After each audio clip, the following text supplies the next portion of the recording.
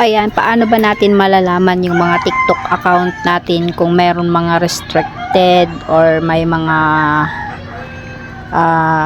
violation tayo. So, ganito lang po gagawin natin. So, makikita nyo sa akin, ayan, post restricted po tayo sa ating account. So, paano ba natin gagawin to para maging check or maging green po yan.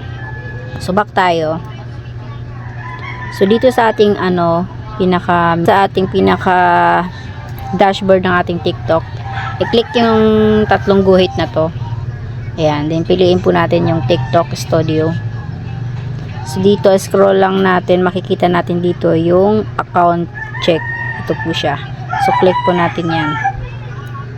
So ayan, pagkatapos niyan mag-ano po yan, mag-check po kung yan, kung kumbaga mag-scanning po yan kung meron mga violation yung ating mga video na pinopost.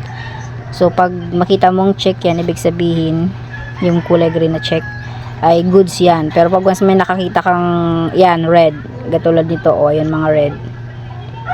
So ayan, restricted po yung account natin. So meaning meron tayong mga video na may violation. So paano natin malalaman? I-click lang natin to para malaman natin kung anong video ang pwede nating i-delete.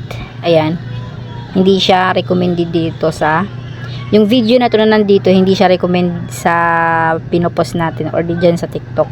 So, ang gagawin natin para i-delete po natin lahat ng video na nandito.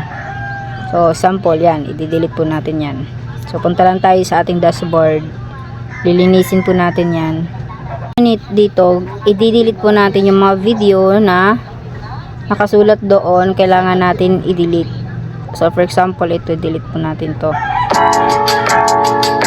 So, ayan, i-delete lang natin yan. I-delete natin yan. So, lahat. So, pagkatapos mong ma-delete yun, so, pag once na-delete na po natin yung mga video doon na nakasulat doon, so, balik po ulit tayo dito sa may tatlong guhit. Then, TikTok Studio. Scroll, hanapin ulit yung check account. Ito siya. Then, ulitin po natin. Yan. Mag-scan po yan. Tingnan natin kung meron pang mga gano'n ng mga violation sa video natin. Yung mga video natin yan yung pinupost. So dito natin malalaman kung mga may violation or bawal dito sa video na to sa TikTok.